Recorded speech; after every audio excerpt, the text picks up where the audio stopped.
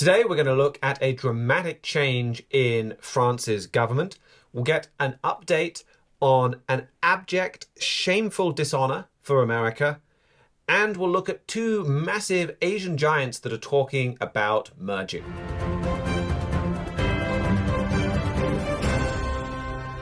Welcome back to Trumpet World. I'm your host, Richard Palmer, and we're going to start by looking at three big stories from Europe over the last week or so. The first is that France finally has a prime minister after it took them 51 days after holding elections. But Michel Barnier is their new prime minister. He was best known perhaps as the EU's Brexit negotiator, who was out there trying to give Britain a hard time after we voted to leave the European Union. He's a centre-right French politician, but the identity of this prime minister is not the most important part of this story. International Politic Quarterly wrote, "It is hard to understate the importance of Emmanuel Macron's pick of Michel Barnier as his fifth prime minister. And it's not because who he is, it's because of who is supporting him. Because he's going to require the tacit support of Marine Le Pen and her far-right, we'll call it for now, National Rally." The International Political Quarterly wrote, "Macron, once again the disruptor, unafraid to break taboos, has thus nominated the first government in France's post-war history that will rely on the support of the far right. Let that sink in." That is a dramatic moment for the history of the Fifth Republic. Le Pen's party could boost him up from office. They've promised not to do so as long as Barnier treats them like any other political party. So it's this major blow to this so-called cordon sanitaire that France has put in place to block out the Le Pens, that whole family, I guess, National Rally, National Front, from office. Now, again, we've been calling them far-right. Far-right is not really a great term. Far-right, far-left, left and right in general. But they're the terms that we're stuck with. If anyone can suggest a different way of characterizing a political party in one or two words that is going to be understood by the vast majority of the population and give them a very quick approximation of what that party is about, I am all ears. I have tried for years to find something, and I haven't. So they're called far right in the way that they want to crack down on migrants and kind of almost Islam in general. They want France to be more Christian. Really, a lot of their economic policies are more far left. Historically, they've tended to be pretty anti-NATO, and their roots there are quite far left. So far right, not a great term, but it is the one we're stuck with. But this breaking of a taboo is huge. So Jean-Marie Le Pen was originally was the main leader associated with the National Front. He headed that party from 1971 to 2011. And this elder Le Pen, he was regularly in trouble with Holocaust denial. He kind of very overtly flirted with that. He said, for example, "I'm not saying the gas chambers didn't exist. I haven't seen them myself. I haven't particularly studied the question, but I believe it's just a detail in the history of World War II. I mean, to kind of say the Holocaust, it's just a minor, unimportant detail of World War II is a pretty repugnant thing to say.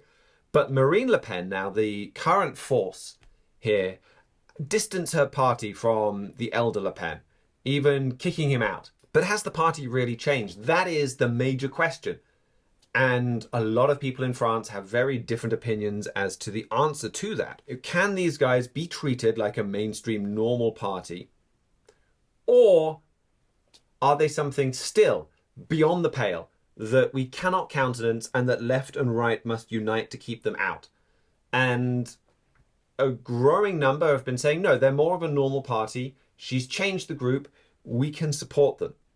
But in the last election, enough people still believed, no, we've got to block these guys completely, that they were blocked out of power, left and right united, to keep them out, the way that they have done for decades. And what Emmanuel Macron could have done last week, it was Friday, I think, shortly after, a bit too late for us to include in this show, where he appointed Barnier with the support of the National Rally, it seems like he's just ended that. This decades-long alliance, this decade-long consensus and left and right that we've got to keep National Rally and National Front out of power, it seems like that could be over. Because he just treated them like a normal party. Right after allying with the left in the elections to try and block them, he treated them as if they're a normal party. International Political Quarterly said Macron has thus betrayed this Republican vow. Left-wing voters won't forgive him for that. Next election, will you have left and right uniting to block Le Pen from power? That's an open question now. And it seems a lot less likely that you'll see a repeat of what we saw at the election at the start of the summer. So is this Le Pen the second coming of the Nazi party? No. She is quite clearly not that extreme, but she is very different to what we've seen in France. I think that is undisputably true. And so we're seeing France, just like we talked about last week with Germany's elections, moving in a direction where it's much more proud of its identity. It stands up for itself against this kind of globalist, multicultural trend. We're going to see a much more Catholic France as Le Pen's party rises to the fore. And a France that stands up to itself against Islam in a great many ways is going to be a big improvement. As an Englishman, I'm almost contractually obliged to make jokes at the expense of the French. But even I'd much rather see a strong, self-confident France than a France that's kind of overrun with migrants. A lot of people all around the world are going to cheer this change and cheer this new France. But the Bible warns that this changing character in France and in Europe, because this is a Europe-wide trend, is going to go much further. It's not just going to be cracking down on Islamic migration. It's going to lead to violent crusades in the Middle East. We're already seeing in France how laws against Islam are becoming laws that basically crack down on all non-Catholics and that make it harder for any religious group to operate in France if they're not one of the major and if they're not the Catholic Church. We're seeing things like homeschooling being made harder. And so the Bible, as we'll talk about in a couple of minutes, tells us we're seeing a return to the Holy Roman Empire. And already a lot of people are cheering for that. And I can understand why, but there is a lot of dark history there too, of repression and persecution at home and wars without. I think another couple of important stories from Europe help us see the scale of the change that is coming soon to Europe. So Germany is reintroducing border checks. This is a big deal. So they're suspending the usual free movement that is there as part of Europe's Schengen zone. For the next 6 months at least. The Interior Minister announced this on Monday. And the Schengen zone is probably the biggest, most visible success of the European Union. This is what you immediately notice as a tourist. You no longer have to stop when you drive from France to Belgium and from Belgium to the Netherlands and the Netherlands to Germany. The border is almost not noticeable because there are none of these passport checks. And Germany is suspending that. Now, I don't think they're going to be checking every single car that comes into the border. They haven't announced all of the details there, but it seems most likely they'll just be pulling over quite a large percentage of cars that look suspicious, cars with foreign number plates, checking their papers, that kind of thing.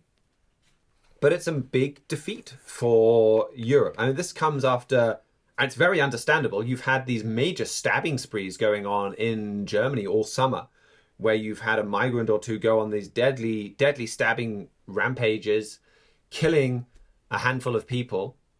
And it turns out, well, they're a Syrian migrant that should have been deported in one of these cases. And then you've had support for this fringe right, Alternative for Deutschland, surging, them doing really well in these elections that we talked about last week. So now even the left-wing parties that are in power feel like, well, we've got to do something. There is massive pressure on us to do something. And even though these are kind of the most pro-Europe and pro-migrant parties, the weight of public opinion is so strong that they feel like they have to act to make some pretty big changes. Now, Germany has already enacted similar controls on their borders with Austria, Poland, Czech Republic, and Switzerland. They were due to expire by the end of the year, so this is going to extend those border controls now and then introduce it on all of these other countries that border with Germany. But this is a big deal for Europe because it's probably the first domino to fall. Like Germany saying, we're not going to take in migrants and we're reviewing our whole asylum procedure. Well, Austria's already said, well, if Germany rejects a migrant, we're not going to take them in. And so you could very easily see one by one all of these other European countries start to put up their borders. And Austria saying, okay, well, we don't want to be flooded by migrants that Germany is rejecting, so we're going to put up our borders. And then everybody that's got a border with Austria says, well, we're going to introduce border checks on our borders. And you could see the collapse of this most visible, obvious fruit of this European unity just fall apart. And certainly this whole European project kind of go into reverse rather than what we're used to of this ratcheting towards ever closer union. And then a third story that I think highlights a similar, a related crisis comes from the European Central Bank head, Mario Draghi. He had been tasked with writing a comprehensive report on Europe's economic future. And he finally published that this week. And he said the EU needs radical change to turn itself around, that it's facing not, let's say, an immediate crisis, but build-up of decades of glacial growth. So in the US, income has grown twice as fast as the EU since the year 2000. So over the quarter of a century, Europe has been growing at half the rate of America. The US has 6 companies that are worth over €1 trillion that have been founded in the last 50 years. The figure for Europe, 0. And in fact, even if we lower that threshold to 100 billion, how many companies founded in the last 50 years in Europe are now worth more than 100 billion euros? Still 0. And there's just a lot less dynamism going on there in Europe. Now, I think if you look at the United States, this is taking a long view, 50 years. There's a lot that has been happening with increased bureaucracy and regulation in America that is bringing America down to the same level as Europe, that is killing that same dynamism. But Mario Draghi, he said, for Europe, this is an existential challenge. Europe's fundamental values are prosperity, equity, freedom, peace, and democracy in a sustainable natural environment. And he said, if Europe can no longer provide them to its people, or worse still, it has to trade one off against the other, it will have lost its reason for being. If we can't bring prosperity, we don't have a reason to exist anymore. So he sees this as a major challenge for Europe. So whether it's immigration, whether it's economics, Europe is at this important decision point. And Draghi made a strong case for some pretty revolutionary ideas. He called for a €800 billion investment fund. He called for a capital markets union. So this sounds really boring, capital markets union. It means that it makes it much easier for banks and hedge funds and these kind of businesses to move money around, to create these massive pots of money that you can then invest in startups. And the fact that you have in America one massive economy makes it easier for these funds to come along and invest in businesses. And they want to replicate that in Europe rather than having kind of Italian money locked in Italy and German money locked in Germany. Let's let them all move around so that we can create some massive European companies. But these are not easy art. Like doing these things, having this 800 billion investment fund, this requires basically giving Europe the ability to tax and spend and borrow. The creation of what's often called a debt union. And that is the Rubicon towards becoming a superstate.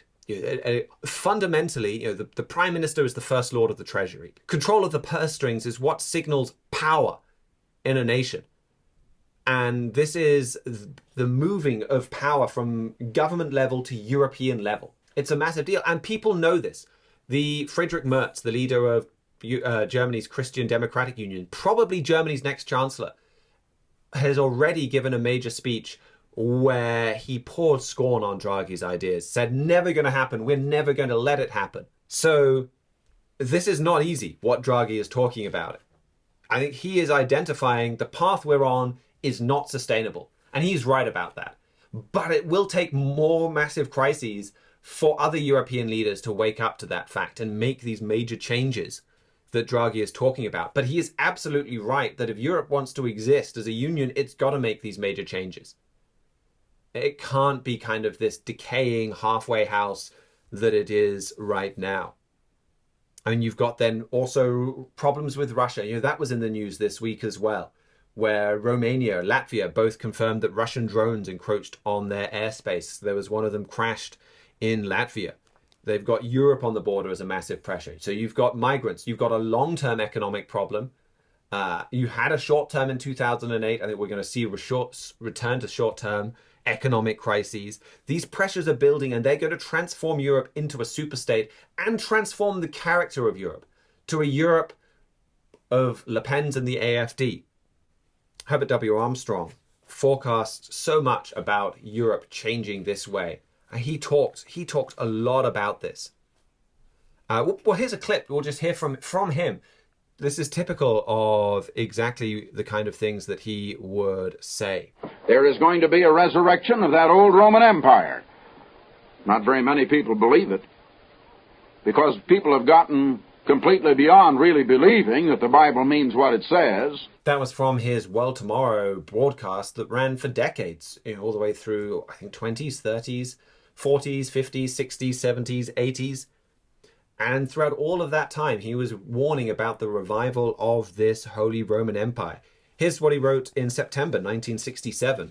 He said, if 300 million Europeans were united and could speak with one voice, this would excel any might in the world today. There's one thing you can count on. In fact, it is so sure you can bank on it.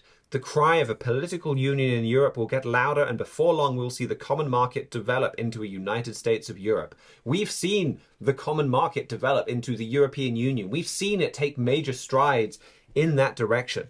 And Mr. Armstrong also talked about how the creation of such a union would not be easy. He outlined a series of crises that he said would make it happen, including a banking crisis that begins in the United States. We're going to talk about that later. He talked about fear of Russia. We're going to talk about that in just a minute.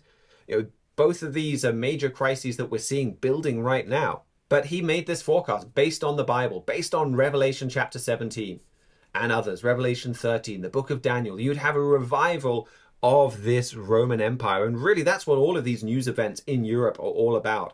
The Holy Roman Empire is rising before your eyes. It is facing the crises and problems that will force it to change its character to become this Holy Roman Empire. And all of these different news stories are different aspects of that. Our Trends article on our website will help you learn more about that. We have one in particular titled, Why the Trumpet Watches Europe's Ongoing Unification Process, that will take you through these scriptures. It will take you through the quotes from Mr. Armstrong, explain to you why he forecast this for so many years, show you some areas where he has already been proven right, and exactly how all of these events in Europe are happening exactly the way that he said they would, because his forecasts were based on Bible prophecy. We'll turn now to another very specific prophecy that Herbert W. Armstrong talked about for years and years, even when it seemed completely impossible and world events were going in the other direction. And so to tell us all about that, we're joined by Jeremiah Jacques. Yes, that's right. One of Mr. Armstrong's major prophecies was that Russia and China would align and actually merge, so to speak, into sort of unified Asian power, and that they would bring other nations in under them as well.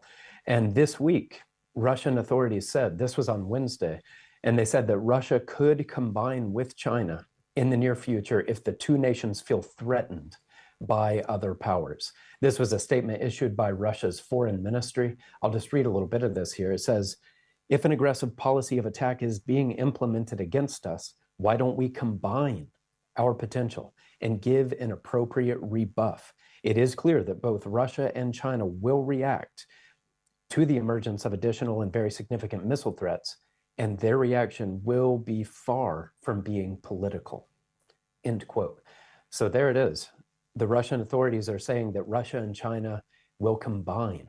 They will merge together into a Russia-China axis to face threats that come against them. And this, of course, comes in the aftermath of Russian President Vladimir Putin and Chinese leader Xi Jinping signing what they called a no-limits partnership deal back in 2022. That was less than 3 weeks before Putin began his full-scale war on Ukraine. And in the time since, these two have deepened their ties, creating what is called a comprehensive partnership and a strategic partnership. So it already seemed like Russia and China were about as close as a pair of nations could be. And now they're actually talking about merging, combining on some level. And it also goes beyond just talk. On Tuesday, Russia and China began what's called the Ocean 2024 War Games. This is a set of joint military games. The drills involve forces from all branches of their armed forces. And they'll be holding yet another set of major war games toward the end of this month as well. Those are called the North Joint 2024 Games. So this goes beyond just statements. Russia and China are actively preparing to make war together. And all of this shows us just how closely aligned these two nations are. It shows us how deeply they rely on each other and even seem to trust each other to a degree. And it shows us that this Russia-China axis is changing the world. Has China had anything to say about this? Because I know for a long time, China kind of talked about, well, we don't even have any allies. Like, they've been quite strongly isolationist. So they commented? Well, in regard to this specific statement from Russia, I've not yet seen a specific comment about this. You're right that the Chinese officially don't have any allies. So on paper, they would not call Russia an ally. It actually would violate a clause of their constitution. But when you talk about just the actual practical level of allegiance and unity between these two nations, I believe it would fall into the category of, if not a comprehensive partnership or a strategic partnership, then something very close to it. And it seems to be moving toward full-fledged allegiance, even if that does violate, a certain clause that may be on paper. Right. I think Britain and America worked together throughout a whole load of conflicts, including World War I, before they finally kind of put their piece of paper names on pieces of paper to an alliance during World War II. So I think you don't have to have a piece of paper to be what we would more colloquially call allies. But this is then, like I mentioned at the start, something very specific that Herbert W. Armstrong forecast for years under very different circumstances to what we have right now. Yes. Yeah, that's exactly right. And, that's because there are specific Bible prophecies in the books of Ezekiel and Daniel, Matthew and Revelation and others. These passages all show that Russia and China will soon be fully allied and that they'll have other Asian nations with them as well. They'll join their forces into a bloc that has more men involved than any alliance, any military force that there's ever been in history. And Mr. Armstrong was warning about this even in the late 50s and the early 60s. At that time, Russia and China hated each other. They were actually involved in a serious border war, fighting against each other. It seemed like they both wanted to have their brand of communism become the one that would dominate the world. So they were very much at each other's throats during those decades. Yet even then, because of these Bible passages, Mr. Armstrong repeatedly said, don't be fooled by this current tension, or at least don't make the mistake of thinking that the tension that we currently see between Russia and China will last. He said it will not last because the scriptures show that they'll soon be merging their forces together. And sure enough, the years went by and they buried the hatchet and they made peace with each other. And now we see that they are stunningly close, holding joint war games and even talking about, possibly combining and merging their power on some level. So it does show that Mr. Armstrong was exactly right. And we have an article called Why the Trumpet Watches Russia Allying with China. And it goes through those various Bible passages. It also goes through a lot of what Mr. Armstrong said and wrote on this topic. And it holds it all up alongside current events. So I think that could be a very powerful read for anyone who would like to understand these developments in that context. And just like with that article from Europe that we discussed, that's from the trend section of our website. You can get that by going to the top right-hand corner of the website, clicking on trends. And if you're a new listener, a new viewer, that's a great place if you want to start to get into a little more depth and read some of those long-standing forecasts. These are designed to be comprehensive, but also not too long introductions to what the Bible says about all of these. And I think that's a great kind of follow-up to what we talked about in the first section as well, where we talked, if you're a bit skeptical about Mr. Armstrong's forecast about a 10-nation superpower, superstate rising out of the European Union, and that it's not going to be a wonderful thing, that it's going to be hostile to the United States, that it's going to bring down Britain and America, that it's going to be this kind of real brutal resurrection of the Holy Roman Empire. Well, look at the forecasts Mr. Armstrong made that have already been proven right. And I think Russia and China, you can pretty much check that off, like that they would be an ally. That has happened. There's a whole load more. He talked about how Eastern Europe would break away from behind the Soviet Union, or behind the Iron Curtain, and would join with this European Economic Union. We've seen that happen exactly. And with all of these, we do have another larger or letter size or A4 size booklet called He Was Right that takes you through all of these different ways in which Mr. Armstrong was right. And that's a wonderful introduction to Bible prophecy, a wonderful way to bring the Bible to life, to build your faith as you see all of these prophecies that have already been proven true. I also believe you've got an update for us, Jeremiah, on this Kursk offensive that we've kind of been coming back to over several different shows. Yes, that's right. Russia has reportedly begun a major counteroffensive in Kursk. Kursk, of course, is the Russian region that Ukraine invaded last month, and the Ukrainians have been holding hundreds of square miles of Russian land there for over a month now. But now the Russians are pushing at them in the southwestern part of Kursk. And Russia apparently has made some significant headway here over the last few days and has taken control of several villages that Ukraine had captured. And then at the same time, inside Ukraine, Russian forces have continued to advance toward Pokrovsk, and they've seized a town very close to it. So some pretty notable gains for Russia in two key areas there, but it wasn't all bad news for Ukraine this week.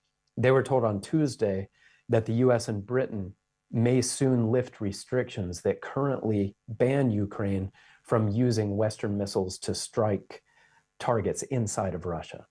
So until now, Ukraine has only been allowed to use these American and British missiles on Russian targets if those Russian targets are inside of Ukraine. But that restriction has given Russia a significant advantage since they can just take all of their bomb-dropping aircraft and kind of pull them back behind the border and know that they're safe there until it's time for them to fly another bombing mission with them. So Ukraine has been begging for permission to remove this major advantage for Russia, and it sounds like they may soon have that permission. And it's all because Russia's partner, Iran, has just been caught shipping a bunch of its missiles to Russia for use against Ukraine. So this seems to have been a bit of a last straw for the US and the UK. They see these Iranian missiles going to Russia, and that may be enough for them to give Ukraine a freer hand here to defend itself. Well, thank you very much for that update, Jeremiah. We'll take a short break, and when we get back, we'll look at a very important story out of the Middle East. This next story revolves around an event that happened several years ago, but has been moved on from way too quickly. It's something Trumpet editor-in-chief Gerald Flurry called an abject, shameful dishonor for America and the worst foreign policy disaster in the nation's history. He called it the worst evidence ever of how the United States has collapsed as a superpower. And he said that this terrible defeat will be a spectacle seen by the entire world, and they were watching intently. It will mar our history for the rest of time. So to tell us more about this and how it relates to the news this week, I'm joined in the studio by Mihailo Zekic. Yeah, so on September 8th, that's when the United States House of Representatives Foreign Affairs Committee released their long-awaited report on the Afghanistan debacle that happened in August of 2021. It's been 4 years. It's one of the first opening shots of the Biden administration. Now we're only getting the news near the end. One of the reasons that it took so long was while the Democrats were in charge of the House for 2 years, they actually did not do a proper Afghanistan commission. They had one congressional hearing and no transcribed interviews, to the point where then the ranking member in the Republican Party, Michael McCall, decided to do his own investigation with interim reports. A lot of the Democratic establishment was stonewalling his investigations and whatnot. Once 2023 rolled around, he was able to actually have a little bit more force behind that as the new chairman of the committee. But even then, he's saying that a lot of people within the White House, within the government, refused to give information to his committee until they were threatened with subpoenas or contempt of Congress, whatnot, which is why it took so long. And the resulting document that he was able to produce, a lot of stuff we already knew, a lot of details we didn't, but it especially goes into... Yeah, well, let's start. So first of all, because it was 4 years ago, just briefly, what was this debacle? What happened? So the United States withdrew nearing its from Afghanistan, its military presence there, nearing its 20-year anniversary of when that war actually started. This was ostensibly because of an agreement President Trump signed and that Biden accelerated, but as the report goes into, there's a lot more nuance to it than just that. That was when the United States, in the middle of the night, getting ahead of its own arbitrary deadlines, sidelining even other NATO allies like Britain and France. The own Afghanistan government it helped create withdrew, leaving billions of dollars worth of American military hardware, leaving a lot of Afghani troops to basically run for their lives to the Taliban, handing over Kabul, handing over the Kabul airport, all these military bases into the Taliban, which is why to this day we have the Taliban Islamic Emirate of Afghanistan ruling in the country to this day. And the consequences go much further than Afghanistan. Like, this is those images of what looked like America running scared from the Taliban, so much that they were abandoning their own staff, that they were abandoning billions of dollars in weapons. Like, it was a massive, massive boost to the Taliban. Like this, then you've got Vladimir Putin watching that. You've had a lot of Russian analysts saying that before anything happened in Ukraine, that with what we're seeing right now, Ukraine is next. You had China bring Afghanistan into the Belt and Road Initiative, and there's even been with all that military equipment, China has a border with Afghanistan. What do you think that happened with all of that? You've even had terrorists coming through the southern border that were in Afghan prisons, that were imprisoned by the United States, that are now coming to sneak into America itself. And that's wounding, that damage to America's reputation is, I think, a lot of what Mr. Fleury is focusing on with those quotes. That would you have the Ukraine war right now if it weren't for the Afghanistan withdrawal? Probably not. Like, a lot of countries that didn't misbehave, didn't invade their neighbors because they feared the United States, lost that fear. I mean, could you have seen, let's say the invasion of Ukraine had gone a bit better for Russia, maybe Taiwan would have fallen next as well. Like, this is something with global ramifications, as all of these countries held in check by fear of America are no longer held in check. Indeed. Representative McCall even tied the Israel-Hamas war and everything we're seeing with Iran. That's another consequence of this. Okay, well, that's the story so far, and a good point. So what did we learn from this new report? Well, for starters, the report dives into some of the motivation on, like, say, the excuses that the Biden administration were giving and how those didn't actually hold any water. One of the biggest ones was the claim that they were upholding the Doha Agreement, the agreement that Trump signed in Qatar, to withdraw U.S. support in exchange for the Taliban changing its behavior a little bit, including cutting ties with al-Qaeda, stopping attacks on U.S. and coalition troops, on the Afghani forces themselves, on starting negotiations with the Republican government there in Afghanistan. By the time the withdrawal was happening under Biden, that agreement was basically declared null and void by the Taliban themselves. I mean, even in 2022, bin Laden's successor as head of al-Qaeda, Ayman al-Zawahiri, he was assassinated by the U.S. in downtown Kabul in 2022. Even this late in the game, Afghanistan or the Taliban were still helping al-Qaeda's leadership live in the country. That was, in and of itself, is a pretty big red line that the agreement was, that the Taliban weren't upholding their part in the agreement. And embassy diplomats and other people within the State Department were telling the Biden administration that if you're going to be abiding by this agreement, it doesn't exist anymore. And this is a quote from the report.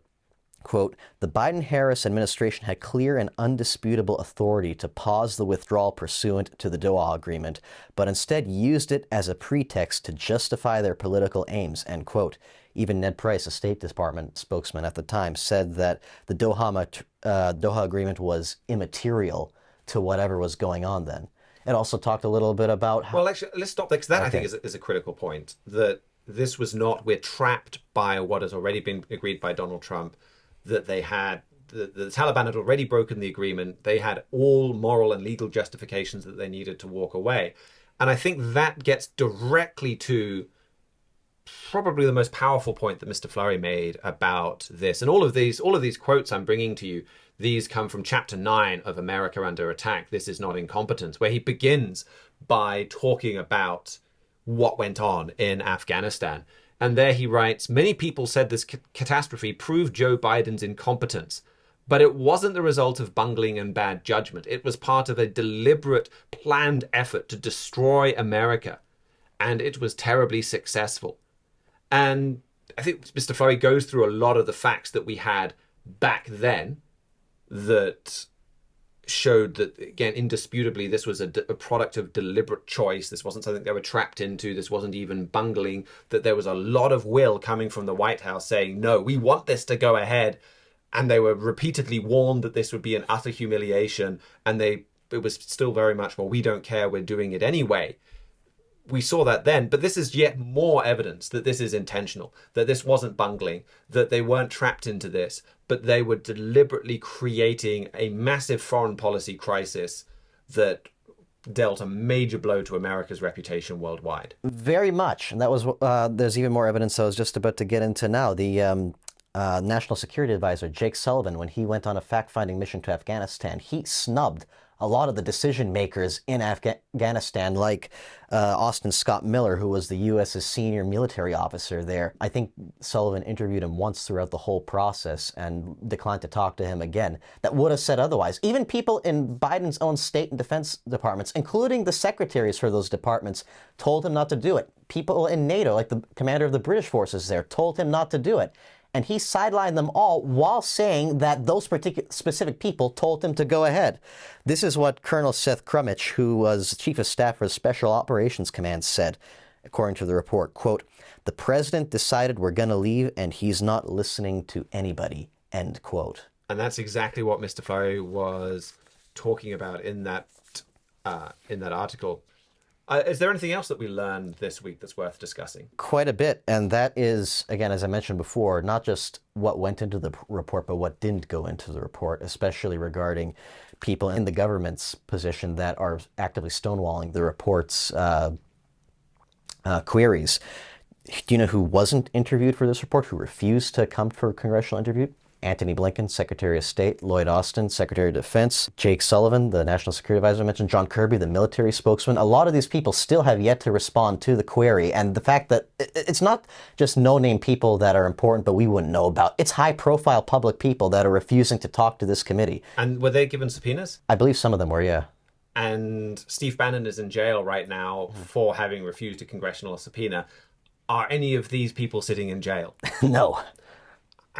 There's America's two-tier justice right there, and yet not only are these people refusing to testify, the Department of Justice isn't going after these people for refusing to testify. Indeed. The reason our editor-in-chief has focused so much on this, I mean, well, never mind the material consequences that you just talked about, but there are deeper spiritual implications for this as well. And like you mentioned, not necessarily tied to the Afghanistan withdrawal in and of itself, but everything that's followed from it and where it fits in the bigger picture.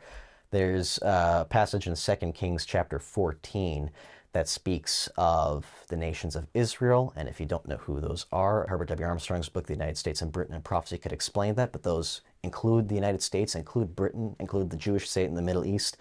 And it talks about there being no helper and under bitter infliction for Israel, to the point that if something didn't change, Israel would be blotted out. The United States would be blotted out. And what happened in Afghanistan, both with the events on the ground and everything that's led up to it, is a direct fulfillment of that prophecy and moving it forward in a way that a lot of other events even haven't.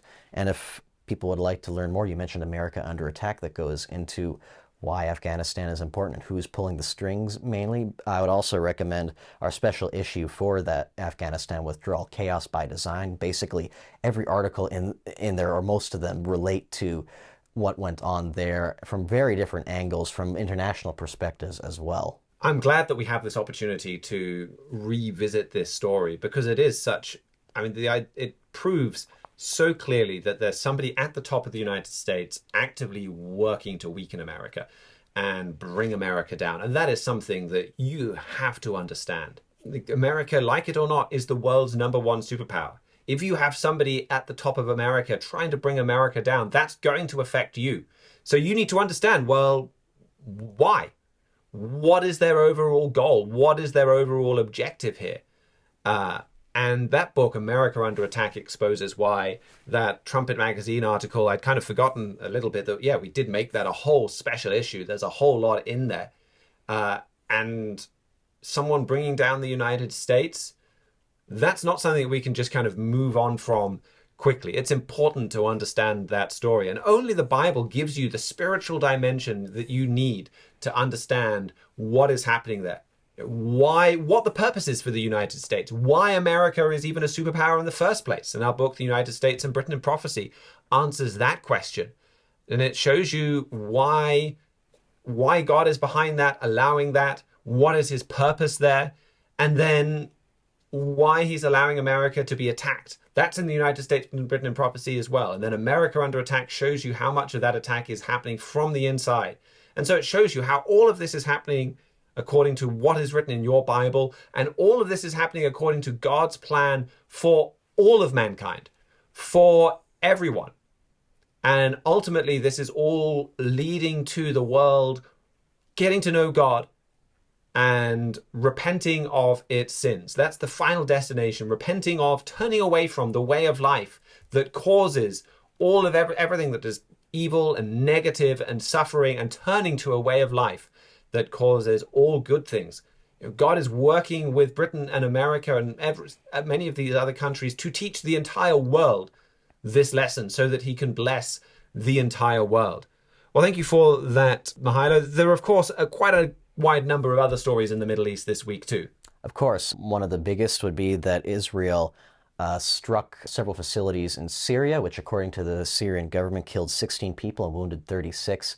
I mean, Israel itself isn't admitting responsibility, but especially with Syria, they drag their feet quite a bit on this as well. I like that Syria is like the one part of the Iranian proxy empire that we don't really talk too much about. You have Hamas attacking Israel, Hezbollah attacking Israel, the Houthis. The Syrians, for the most part, they've been letting Iran ship stuff to and from Lebanon for Hezbollah, but they themselves have stayed out of the fight. And when you have an attack this big, and Syria, again, is admitting that this has happened, but they're not actually responding to it in any significant way, it suggests that they're actively trying not to get involved in all of this. Our editor-in-chief in this past August issue had an article, Iran is losing Syria to Germany, which talks about some of the nuances between Syria's relationship with Iran and how we can expect Syria to ultimately split off from that axis. And he mentioned Germany. They're going to look to Germany. They're going to look to Europe. That hasn't happened just yet, but we could still see the seeds of that being sown with them not really supporting, or at least half-heartedly supporting, Iran's war on terror when they could be doing, or terrorist war rather, when they could be doing a lot more. And then finally, last weekend, a report was released, a third-party analysis on the BBC, showing that the BBC violated their own editorial standards 1,553 times between October and February, covering the Israel-Hamas war, all in favor of Hamas at the expense of Israel. Some of the more surprising findings of the report is, or maybe not so surprising, is that the BBC associated Israel with genocide 14 times more than they did with Hamas. One journalist in BBC Arabic called October 7th a morning of hope. And there was also a blatant systemic refusal to label Hamas as a terror organization, even though from a strictly legal perspective, you have every justification in calling them that. We've talked before about the blatant anti-Israel bias we see in most Western media. This report, which has been submitted to the BBC for further review, we'll see how they comment on this, just exemplifies just how bad that bias is, and in this case from government state media. I can't listen to the BBC when it comes to the Middle East. It's just terrible.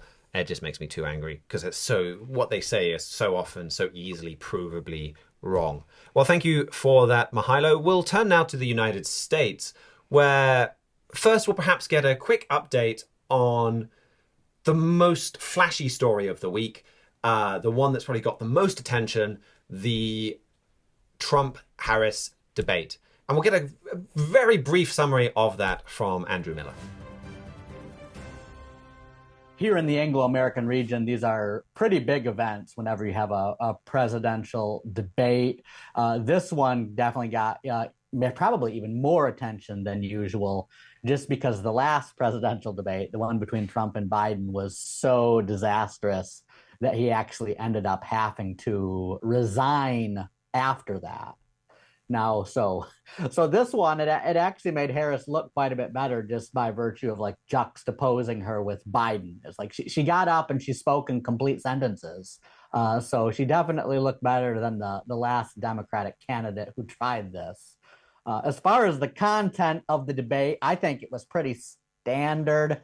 If you're a conservative, you think Trump won. If you're a liberal, you think Harris won. They talked about abortion for a good bit of time, with Harris being pretty well pro-abortion up to the moment of birth, and then Trump only for in those first couple weeks.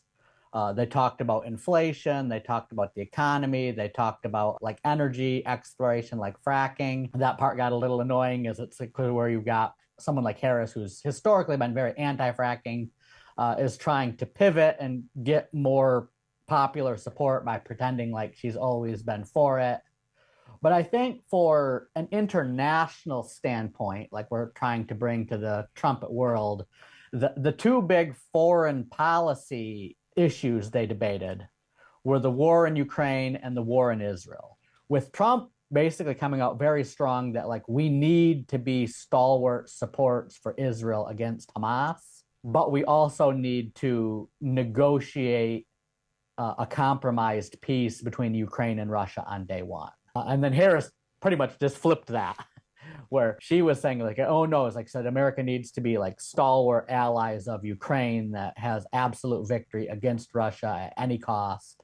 But we need to like come up with a ceasefire and a two-state solution between Israel and Hamas, which is interesting because I think in an effort to be nonpartisan, I think it reveals kind of a blind spot in both parties, where the Republicans are viewing it like Hamas is like an absolute evil, but Putin is someone you can negotiate with. And then the Democrats are viewing Putin as an absolute evil, where Hamas is someone you can negotiate with. And kind of revealing that actually, looking at past statements, our editor-in-chief, Mr. Gerald Fleury, has stated he's come down very strong that like both Russia and Hamas are very evil organizations. And I'm not necessarily going to weigh in on what America should do in terms of like trying to come up with a diplomatic solution to the Ukraine crisis, but they do definitely need to go into it that like both Putin and Hamas are evil organizations that should not be trusted.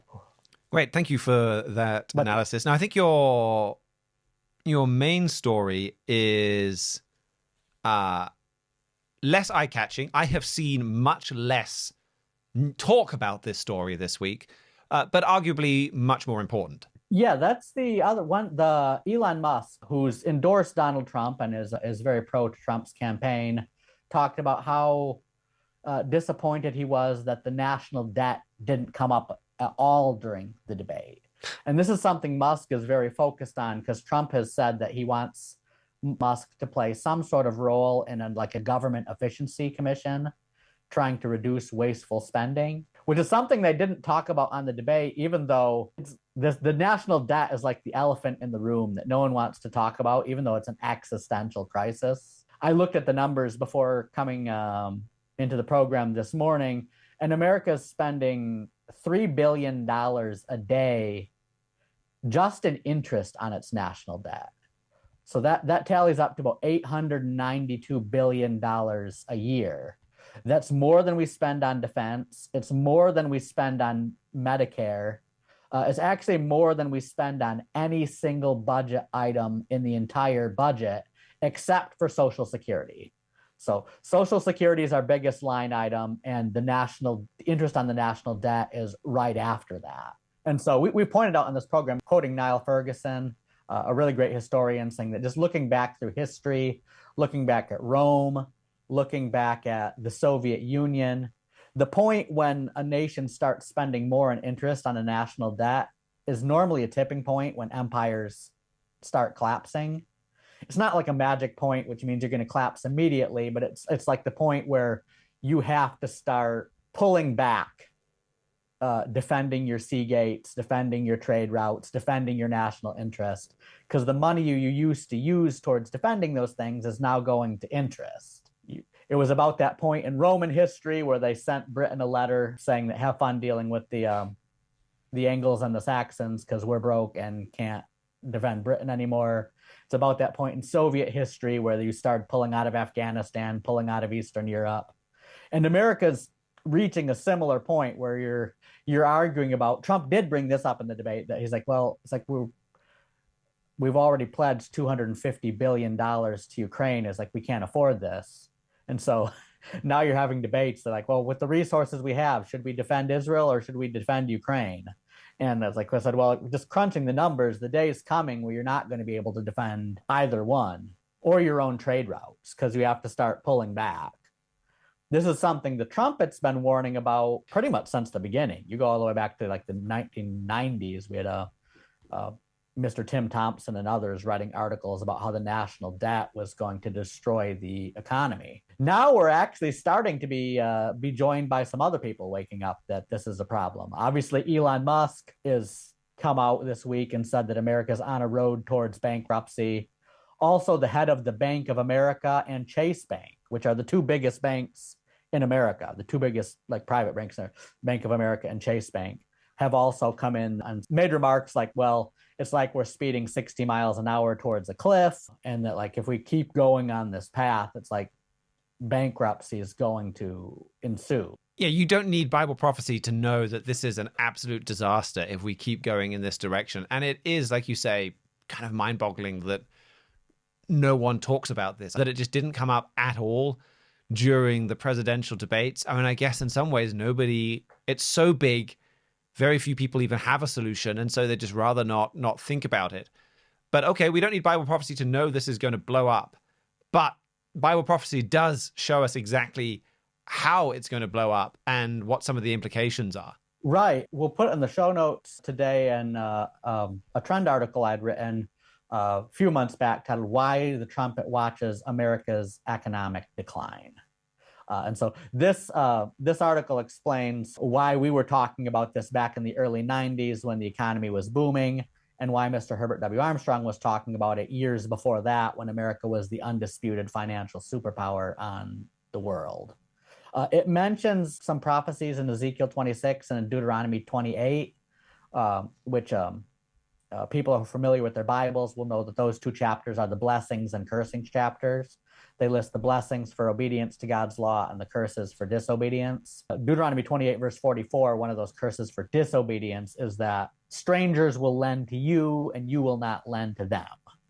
So that point of like a national debt is a prophesied curse to come on America for disobeying God's law. And then you take that prophecy and you kind of start putting in it with other prophecies, because then you've got other prophecies about America losing the sea gates, the gates, the trade routes around the world that they rely on for the goods they use, and about America being invaded by a 10-nation union from Europe. And so you're looking at this and talking about like, well, if we've got the biggest military in the world, that we spend as much in our military as the next 10 nations combined, then how do we get to a point where we can't defend the Panama Canal and we can't defend the other maritime choke points around the world, and we can't even defend ourselves when foreign soldiers show up on there? And the late Herbert W. Armstrong, Mr. Gerald Flurry, our editor-in-chief, called this his greatest personal prophecy, as he thought that those curses from Deuteronomy about the debt will actually be the primary means that will weaken America to the point where these other prophecies about trade war and military invasion could be fulfilled, because America no longer has the economic power to support its military power. And that kind of brings us full circle right round to where we started, with Europe coming together in this 10-nation superpower, and Mr. Armstrong's personal prophecy, like you described, that talks about, well, that says that this is a massive banking crisis in America is going to be this major crisis for Europe that is going to cause them to suddenly unite. And I think we've seen that dynamic with the 2008 financial crisis. After that gave a massive boost to Europe becoming a superstate. It took some important steps in that direction after that crisis. We're going to see that dynamic absolutely continue. And a banking crisis in America, America's mass national debt, it is a global problem. You can see how a collapse in the dollar could lead to some epic problems for Europe that is going to push them to take these massive steps that we started out talking about. Well, Andrew, I think you also had a few other stories to bring us from the United States. Two other stories that really caught my eye, both kind of have a common theme of while America's grappling with these economic problems, you already have foreign enemies infiltrating the nation, trying to bring it down even faster. During the presidential debate, they did spend quite a bit of time on immigration, talking about the threat from drug cartels and other criminals coming across the border. But they didn't spend much time on specifically on the infiltration happening from officials from the Chinese Communist Party and officials infiltrating the nation from radical Islam. So that's two big stories you could see is that Linda Sun, she's an aide to the New York governor. She was charged with federal prosecutors of working as a secret Chinese communist agent. And so that's one headline this week that's becoming more and more common if you look for it, is actually people working in governor's office, people working in local police departments, people working in academia, people working in industry who are actually members of the Chinese Communist Party here stealing our industrial secrets and trying to influence political parties into more pro-Chinese politicians. So that's a big threat to America. And then even in other Anglo-American nations, in Canada, they arrested a Pakistani man who was planning on traveling to the United States to conduct another 9/11 style terrorist attack. We had the anniversary of the 9/11 terrorist attacks this week. And so that threat from Islamists who are trying to do things like that is still there.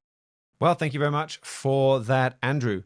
Well, this episode really was, I think, brought to you by the trends section of our website. We didn't really coordinate that, but 3 out of 4 of those sections pointed you there to learn more. That really is a great place to get caught up quickly on Bible prophecy. It's on the top right of our website, and it will link you to a whole bunch of fairly simple, digestible catch-ups on what we're looking for in all these different regions around the world. We also mentioned that He Was Right booklet, just a fantastic tool, again, to catch you up on Bible prophecy and to really build your faith in the Bible and show you how much has already been proven true. Well, thank you very much to George Haddad and Isaac Lorenz for engineering and production, as well as to all of my guests today. Thank you most of all to you, the listener, or the viewer, now that we're on video, for joining us. If you want to get in touch, if you have any questions or comments, you can email us at trumpetworld@thetrumpet.com. Please do give us a like or subscribe or leave a comment wherever you're watching us, on Rumble or on YouTube, or I guess there's some way of following us on Spotify, on Apple Podcasts. However you're getting the show, please do come back. We'll be back on Wednesday, and until then, keep watching your world.